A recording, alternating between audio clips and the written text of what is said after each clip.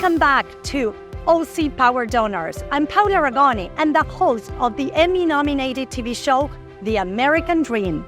Today, we're broadcasting from Chapman University to shine a spotlight on one of Orange County's most impactful philanthropic organizations called Women of Chapman. It's a top 1% real estate agents nationwide, and the host of Aragone Advisors have the privilege of connecting with great leaders and organizations that are transforming lives in our community through the power of giving.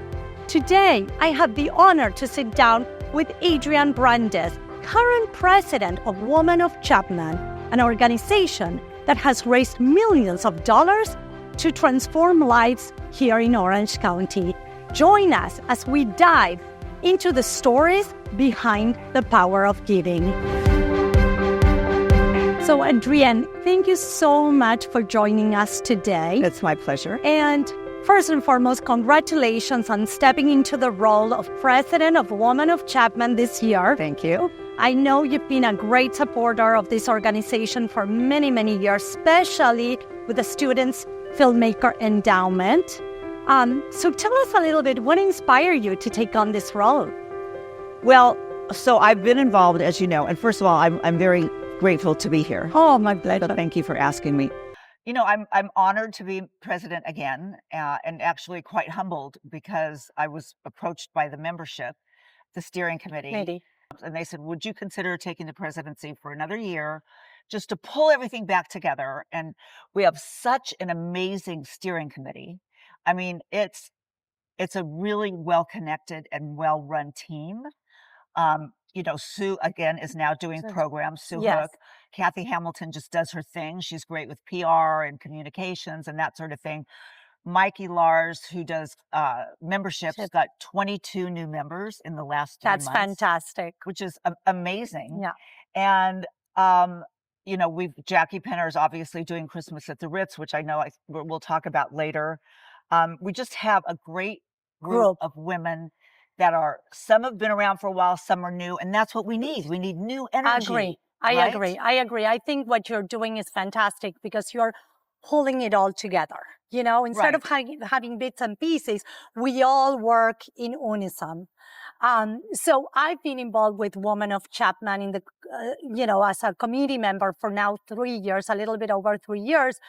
And it was after my son graduated from Chapman University that I found all of these. How did you find Women of Chapman? Laura Barada, she's like, you need to get involved. Your son went to Chapman. And, you know, for me, I always say, when you have an organization that has been over 50 years supporting Chapman University and has raised $10 million that we've contributed to programs, I mean, that most of our viewers don't know that. Like, I didn't know that at that time. Talk a little bit how Women of Chapman came about, how it all started back then, and also what mission still unite us to raise funds for Chapman University. It came about like almost 55 years ago and started in 1971.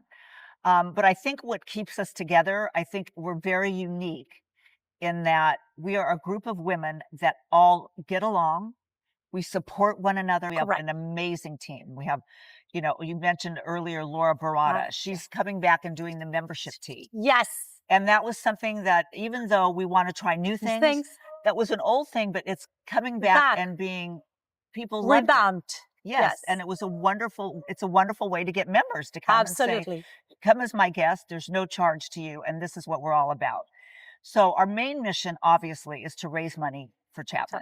And we've done it. If you look anywhere on this campus, you'll see our name somewhere with bricks and mortar. And then we've done a couple of endowment funds recently. Our group of ladies, we raise money for different programs. And I know there's many. Talk a little bit about the programs that we support. We've been involved in so many things with Chapman. And it started, like I said, in 1971. There were 35 members. And they created a scarf they were selling, like a beautiful scarf like yours, that they were selling to raise money for Semester at Sea. So it was a program where they took children or students abroad. And then it evolved into now 220 members. And we went from then raising, I wasn't a member in 71, but almost, like $5,000 a year to now raising $1 million every 3 years. So it's come full circle, and we have changed our direction a little bit in that it used to be mostly bricks and mortar. So if you look over here, you'll see at the chapel, we've got a name here, and we've got the rotunda boardroom over at the film school, and all kinds of names. But how the film endowment started, we thought, how can we help these students who are at a financial, they're at the end of their 4th year, right? They're with a financial commitment. With a major financial commitment. Correct. We don't want them to leave in a huge amount of student debt. So then Bob Bassett was the dean, and we went to him and said, Bob, how can we do this without just contributing to the general fund? Correct. So that's how the student endowment, the film finishing endowment, was formed. And that was our first time we didn't do bricks and mortar. That's amazing. And 12 years ago, that idea came to fruition. And now we raised the $1 million. My son and I matched that $1 million. That's incredible. I was so passionate about incredible. It, which I was so very proud of him. So I know your passion has been helping students at the Filmmakers College, and you've been the driving force behind that endowment and behind the new Stars of Tomorrow that you launched. So, and it was a great success. I mean, what an event you put together. Well, I had a wonderful team. Yes. I had a really wonderful team. But tell us more about that. Well, first of all, it's like today, when we walked onto campus, you get a certain feeling when you walk onto any college campus. Yes. You see young people with talent and with vision and with hope. And that's what really turned me on to the kids at the film school. You could walk on campus any time of day, and they're walking around with cameras and with just these, abilities to tell stories is what filmmaking is about, right? So, and we always only had one fundraiser per year. So I thought, why don't we try something new? Everybody wants to watch these films. Now, for 12 years, we've been giving students $50,000 to $60,000 to finish their films. Not all in one lump. But each student gets a certain amount. And they have to apply, and we select them. And they first of all get given to us. There's like 60 that apply, and then it whittles down to 5 producers and directors. And then we select who gets a committee of us. But no one ever got to watch the films. So we're like, then we tried to do it on campus, and people were like, I'm going to leave Newport Beach to go watch films. So we thought, let's do it at the Port Theater, which is a small sort of private theater in Corona del Mar.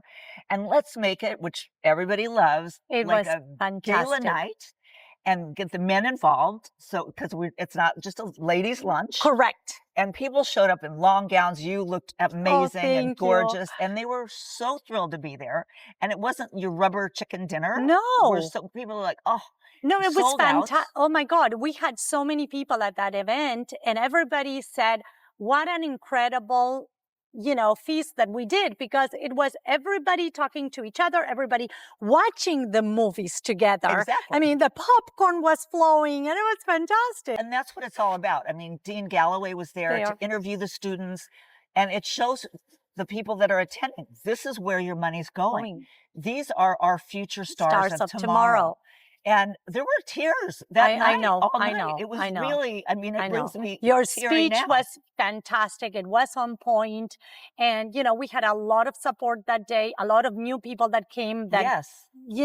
So I wanted to ask you, why is it so important that we invest money in these young artists? Because they will be the stars of tomorrow, correct? Right. And they're our voice. They're our future voice. And they're through telling their stories. And what you see is each of the stories in the films that they produce are personal to them. Yes. So some might be about their relationship with their parents. And like a divorce or something. Yes.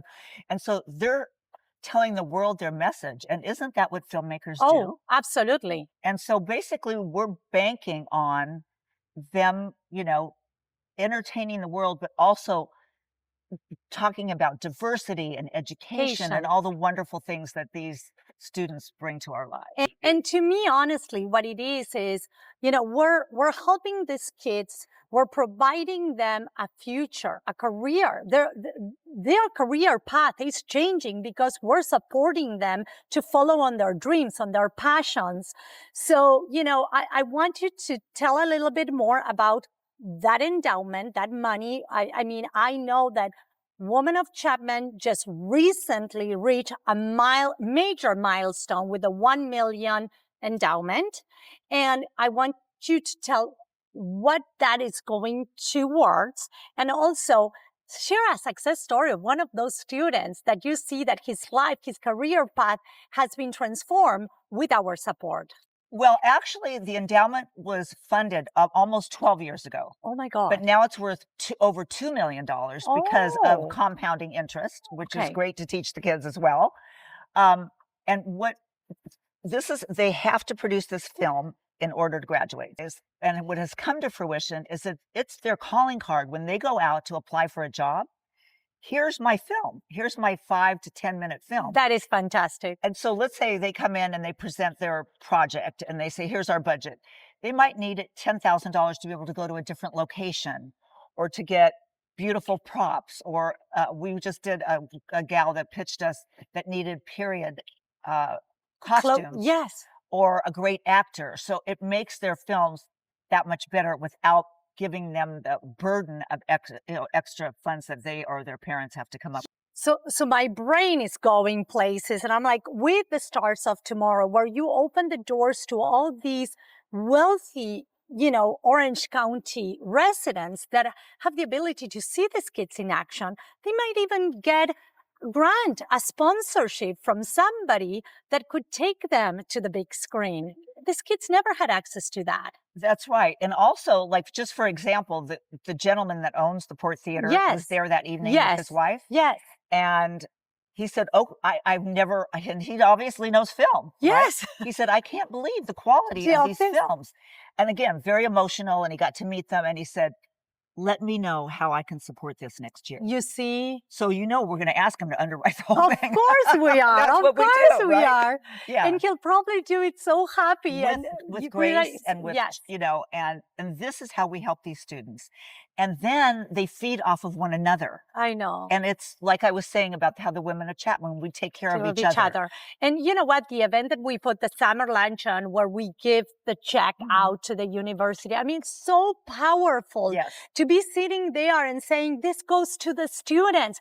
This is what we do to help Chapman students. So, again, we're transforming lives through the power of giving. That's what I always say. And that takes us to one of the highlights of Women of Chapman and one of the biggest events of the year, which is Christmas at the Ritz. This has been a tradition, Orange County tradition, since 1986. I cannot believe this. And it's one of the reasons people keep coming year after year to join us for that beautiful event. So tell me a little bit more about Christmas at the Ritz. What can guests expect this year event, this year's celebration, and talk a little bit about what's in store. Great question. Christmas at the Ritz was started at the Ritz restaurant. Yes. And it was started, as you mentioned, in 1986. And Mary Lou Hornsby, who was president forever, went to Mr. Prager and said, can we do a dinner here? We want to do this. And he said, I have a better idea. I'm closed on Saturdays. Why don't we do the first Saturday and bring Christmas into Newport Beach? That's amazing. By raising money for Chapman University. So that's where it began. And so we've tried to carry on the tradition because the Ritz closed, sadly. Yes. By bringing it to another venue, but we still have the tradition. Yes. So we serve the Ritz egg. Yes, with the caviar. Soup with the caviar on top. The mushroom soup. I mean, we try, and we have nutcrackers when you walk in. So what will they expect this year is that same tradition in a huge ballroom, but it really, and it's not just for Newport Beach people, and it's not just for women, it's for families. We see families buy an entire table. I agree. It becomes their entree into the holidays. This is our first way of bringing Christmas into and that's where we raise the bulk of our money. Christmas at the Ritz has become such an iconic event. Yes. And it's one of those holiday traditions. It's a unique experience. We all dress up. We all show up to share a glass of champagne, to share a meal, to break into the holiday season with our loved ones. And like you well said, it's not just women. We bring family, we bring people from, acquaintances and people from boards. And, there's so many people coming. So this year event, it's going to be spectacular. Who's chairing it? This year, Jackie Penner is chairing it, doing an amazing job. And again, she's got a fabulous committee, and we all work together. And the money that comes from the ticket sales, but mostly now comes from live auction items. So what you'll find, Paula, is that someone that just was moved by it one year might say, you know what, I have an auction item event or something that I can give you for next year. Yes. And so again, it basically expands our Chapman family. And it sells out. I mean, people want to be at that party. That's why I say it's an event that sells out every year.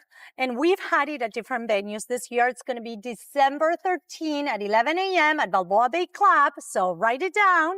And how many people are we expecting this year? I think the capacity is about 350.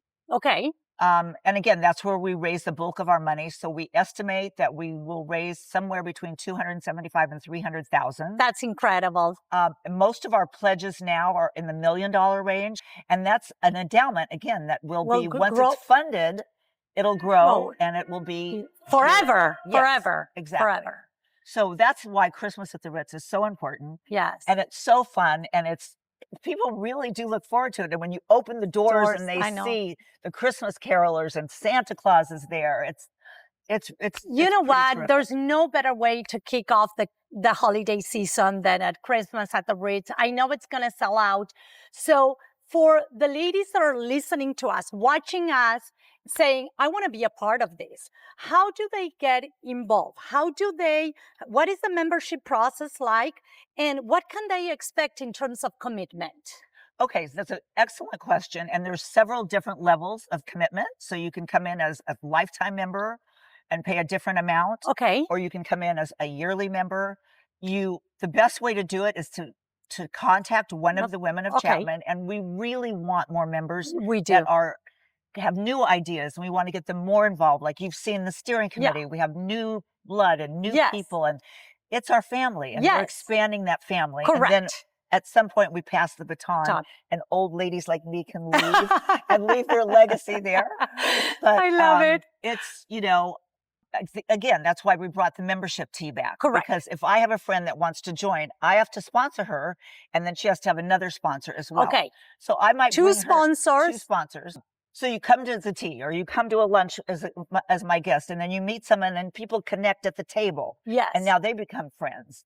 And so that's how we grow our family. That's fantastic. And so Laura Barad is doing the tea this year. So it's going to be fantastic. Amazing. So for the viewers that want to get involved by coming to the Christmas at the Ritz, they had no idea about our event, or they want to sponsor a table, or they want to make a donation of an amazing item. Where do they get more information? How can they, buy tickets?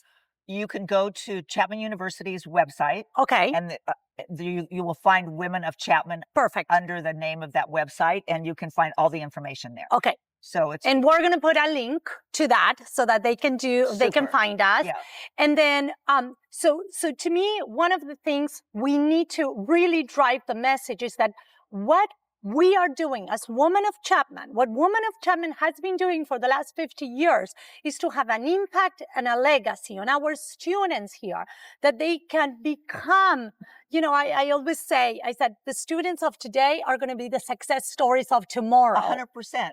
And we need to drive that message. What we're doing, it's benefiting all the students here at Chapman University, and we want your support. We want you to come to Christmas at the Ritz. So if what you heard today, which was a very inspiring conversation, Adrienne, and if you were motivated by this and you want to connect with us, if you want to join us, please mark your calendars. Christmas at the Ritz, it's going to be December 13 at 11 a.m. at Balboa Bay Club, and come join us. It's very important that we support our students, that we support this amazing University of Chapman that we have in Orange County. This has been an incredible time with you. I was looking forward to covering all these things, and I think the time just went so quick. Well, you're just fabulous, and thank you for all you do for Women of Chapman. Thank you. We're just so delighted to have you on the steering committee, and you'll probably be sitting as president within the next couple of years, and I'll be off, playing with my grandkids. So if this story inspired you and you want to get involved, please mark your calendars December 13 at 11 a.m., Balboa Bay Club. We look forward to seeing you there. And as I always say, the students of today will be the success stories of tomorrow. I'm Paula Aragone, and your host of the OC Power Donors at ADTV. We'll see you next time.